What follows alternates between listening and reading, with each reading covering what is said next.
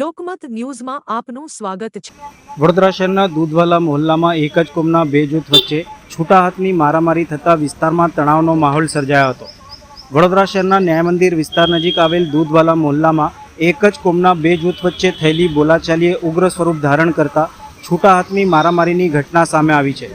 ઘટનાના પગલે વિસ્તારમાં ભારે અફરાતફરી અને તણાવનો માહોલ સર્જાયો હતો।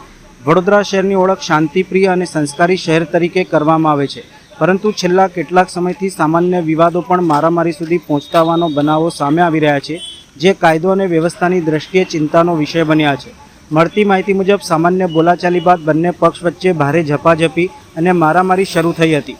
ઘટનામાં 2 થી 3 વ્યક્તિઓને ઈજા પહોંચી હોવાનું જાણવા મળી રહ્યું છે।